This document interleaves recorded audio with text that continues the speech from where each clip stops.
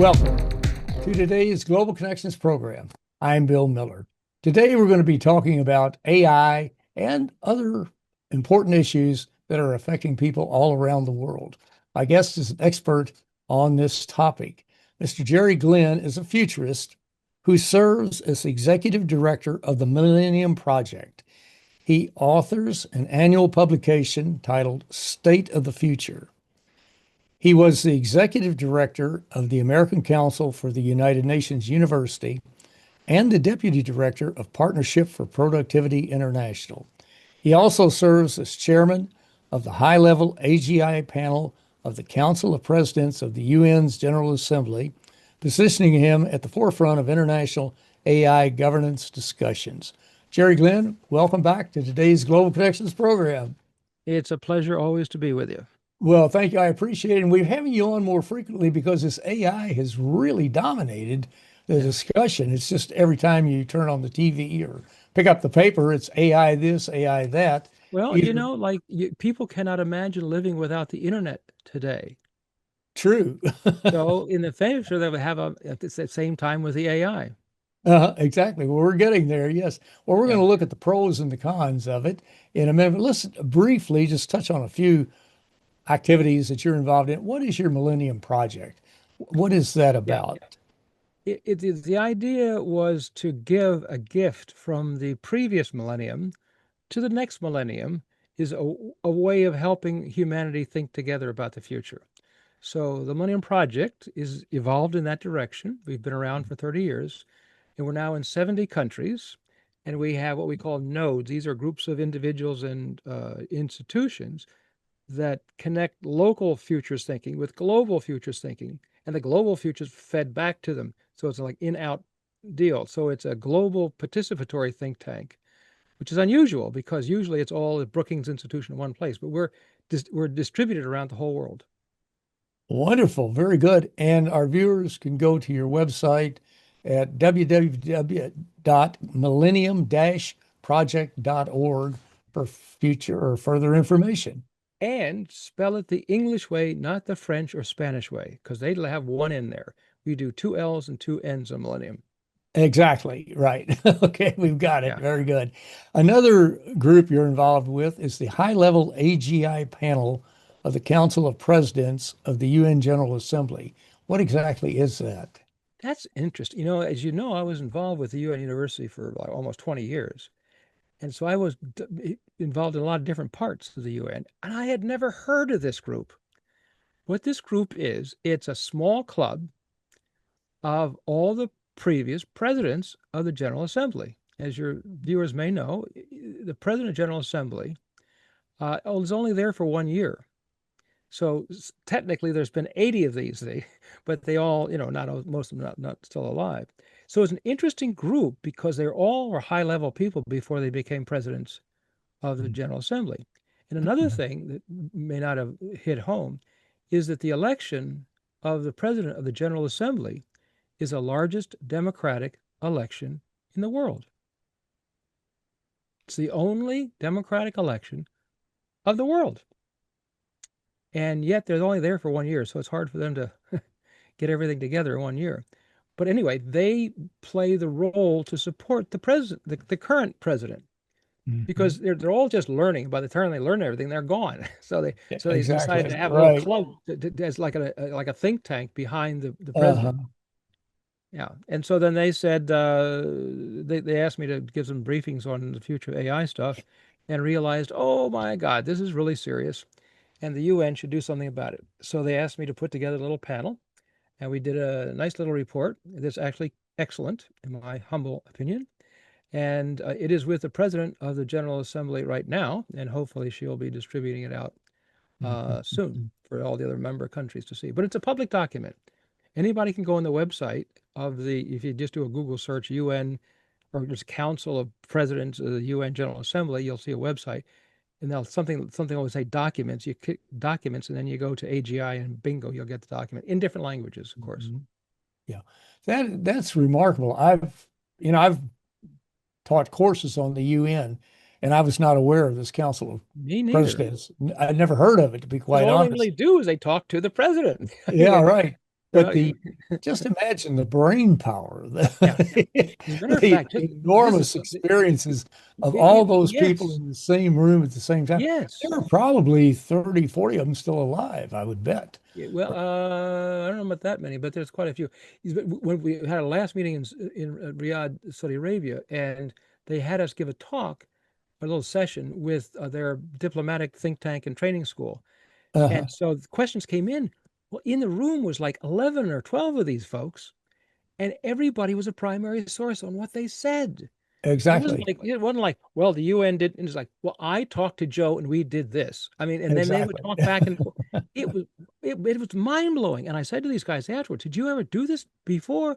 They said no. I said, you guys are a great brain trust because there's no BS. I mean, they're the primary source. They're not spinning. They're the ones that are there. Uh, well, It is a great brain trust. you Yes. mentioned the magic words, artificial intelligence, AI. What was your bottom line? What was your recommendation that came Well, out of this? the bottom line is that we need a special session of the United Nations General Assembly, specifically on AGI, not just on AI, because then they'll repeat all the stuff that everybody's hearing on the news all the time. We need it specifically on AGI because that's the big gorilla coming up in the future that we're not prepared for. And I think that the way we get prepared is we have the politicians and the experts talk. And I think the way to get them to talk around the world is to have a General Assembly because then each country has to prepare their position. How are they going to do it? They don't want to look stupid, so they got to talk to their own experts, which will cause a dialogue between the experts and the politicians around the whole world. Mhm. I would imagine that is something we've got to deal with immediately because if we Yeah, wait too long, it's going to be right. too late. The That's right. horse will be out of the barn, so to That's right. speak, and the Yeah, door will be closed, and we're going to have to do it. And you brought up an interesting point. What is the role for, and not just the United Nations, but also for Congress? yeah, As I understand it, there's seven or eight stocks on the stock yeah, exchange in New York that are really soaring. I mean, just yeah, roaring. yeah, And we've got a very lackluster stock market. Most people don't realize that. It's an yeah. anemic stock market. It's not overall, if you pull those seven out, you don't have Right, much. right. And that they're propping it up. And Yeah, so what is the role for these seven companies? And is this healthy that we're yeah, putting all of our eggs in one basket, so to speak? yeah. That if these seven don't do what we hope they will do, then the Chinese may take the lead or some other group. It's always seem to be in a race. I'm not Right. too sure why we're always in a race, but we seem to be. Yeah, But how do you perceive the stock market situation and the whole economy really is weak and yeah. it's getting weaker every day. But how do you perceive that? Well, a thing behind that, if I may, Sure. on the race business, let's say that the two of us are one of those, each of us was one of those companies, and you think that you're more moral, more ethical than I am. So you have a moral responsibility to get to AGI before me because you reason that, well, you'll do it right and I won't do it right. So therefore, you got to get there fast. I might have the same view about you. So I want to get there as fast as possible. Well, that's the case with all these guys around the world. Each of them thinks they're the ones that are the good guys, right? And so they have a responsibility to race. Well, as a result, when you race, you sometimes cut corners, sometimes don't spend as much time on safety as you ought to. And so if we can have a national licensing system and an international UN coordinating system, then they have an equal playing field. Right now, it's no man's land. So everybody's rushing. And if we don't have these UN regulations and nation state regulations, then we will see the greatest concentration of power the world's ever known. And then they, in turn, will also lose control of AI as well. Exactly. That's exactly what will happen. And we're going to come back and talk about that concentration of power in just a moment. Well, you're watching Global Connections Television, which is a privately funded, independently produced program. The opinions expressed on Global Connections are solely those of the moderator and his guests. We'd invite our viewers to go to our website at www.globalconnectionstelevision.com to view previous programs. Also, if you're involved with the PBS or community access television station, or perhaps an educational institution that has an intra-campus television hookup, or you have a podcast, you have a computer, you like our shows, and you would like to share them, please feel free to do so. Global Connections is provided at no cost as a public service to help us better understand international issues and how they impact our lives locally. My guest today is an expert on the AI issue, and Mr. Jerry Glenn is a futurist who serves as the executive director of the Millennium Project. Jerry, you led us right into this concentration of power. And Yeah, of course, one thing that we hear a lot, maybe I can couple these together. One thing we hear about is this bubble effect. It yeah, is the stock market's been roaring on yeah, not really across the board, but just yeah, basically on what these AI companies are doing.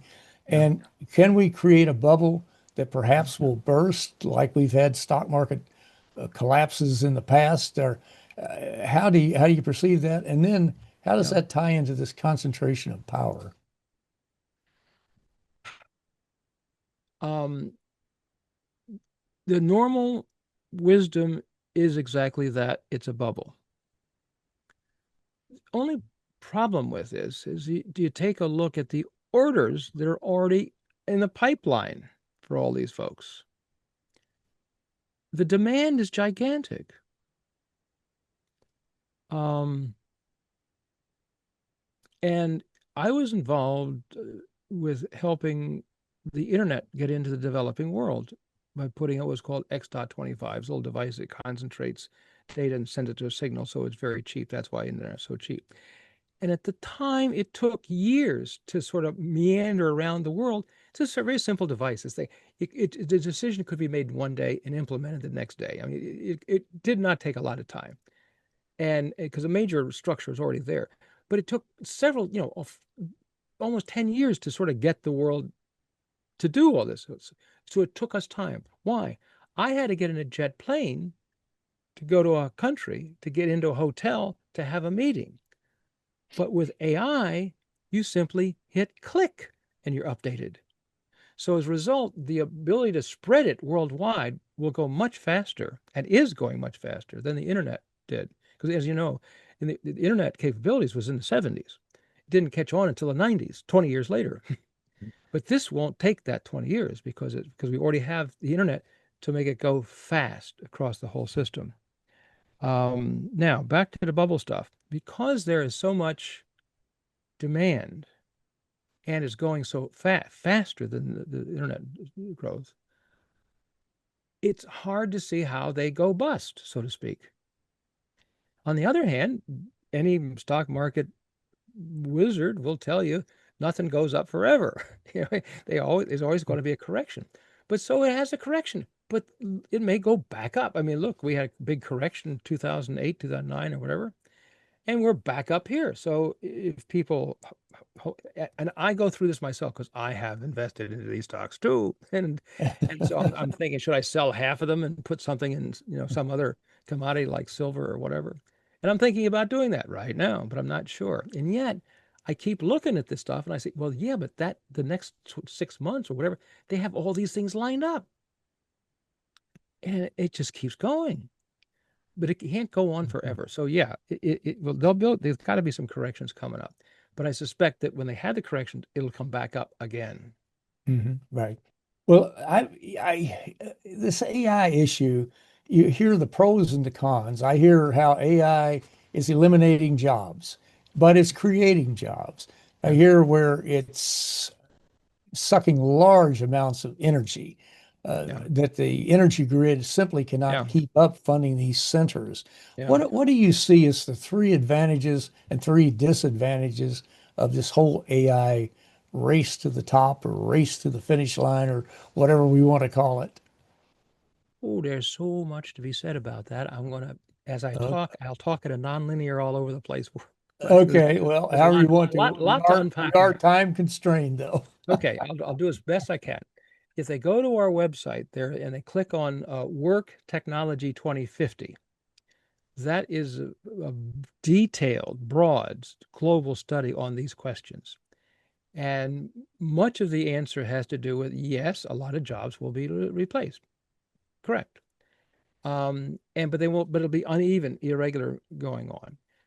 But we may, if we do this right, if we can have enough income from the new technologies and the new technologies take labor out of production, that means the cost should go down. So the states have more income and less cost, theoretically. That should allow for what's called the universal basic income. However, I have not seen a cash flow projection on universal basic income anywhere, and I've been asking for it because I had to prove in these scenarios, is it sustainable or not? By my judgment in the United States, it won't be sustainable until about 2035 or so. But that's about when you're going to need it. So it may turn out okay. Now, the good news is that this would give you freedom to develop yourself, to do things that you would like to do, to make a living being yourself. Let's say I'm going to go on the Bill Miller show. I can say, hey, who wants to go watch the Bill Miller show with me live? I'll have another camera over here and you can sort of commentary on the side, and I'll charge you like a couple of euros. And let's say out of the billions of people on the planet, maybe only 100 people are interested. And I charge them $1. Well, $100 buys me a nice dinner. So I could get, or I go to the Louvre, same idea. I put the glasses on, I'll take them around. So because right now we think about fitting in. We have education to fit in. We have jobs to fit in. But if there's nothing to fit into, but your freedom to express yourself and connect to markets, who's going to pay you? I mean, you're Bill, you're an example of this. You're interested in all this sort of stuff, and you're saying to the world, kick in a little donation and so forth. So if more and more people did what they really wanted to do, then why would I give you a hard time? I'm so busy being me, it would be a waste of time to give you a hard time. So we may end up with a far more peaceful, far more benevolent, and you have times to deal with social causes that you couldn't do when you were working. So That it could be a great transition to go from a jobs economy to a self-actualization economy. So you still have, and the idea of the basic income, it means you're not thrown in the street. That's all. So you don't get much, but you get enough that you're not thrown in the street, which then gives you the freedom to start to develop what you really want to do for your life. You're not just an economic animal. How does this AI craze, I'll call it that for the Yeah. moment, Yeah. tie into the crypto craze? We've seen the crypto Yeah. market. Crypto is just basically, well, I got my own opinions about the crypto. I think it's Yeah. a Ponzi scheme, but that's neither here nor there. Yeah. But the crypto is using vast amounts of power. You could Yeah. power whole Yeah. cities from what a crypto plant is Yeah. using. And Yeah. how does the AI tie into that as Yeah. far as future use? And are we really driving up the electric cost, utility Yeah. cost for consumers and Yeah. weakening our grids, or do we need to make Yeah. bigger grids, or should Yeah. each operation Yeah. have its own private electric grid? How do Yeah. we deal with that? That we could have a So major there's a brownout lot. Yeah, there's or a lot of stuff. blackout. Yeah, there's a lot of stuff coming up on the horizon. It's a question of what we'll be able to get there before we have the problems you're talking about. One, the algorithms are getting sharper and better, and the chips themselves are getting more compute per resource, both AI, both software resource and hardware resource.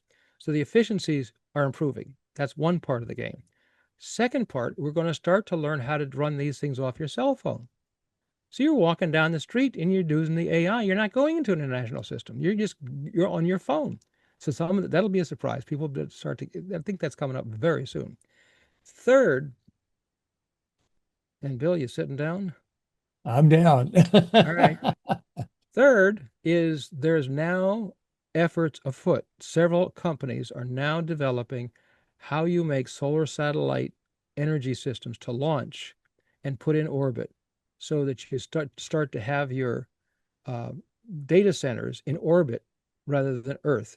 One, the obvious reason you just mentioned, the energy, because you get 24-hour solar energy all the time. And so you don't have interruption problems. Secondly, you don't need any water because these energy systems use a gigantic amount of water. Well, Hmm. in space, you're radiating the heat out, so you don't need you don't need that sort of stuff. And so they become extremely efficient.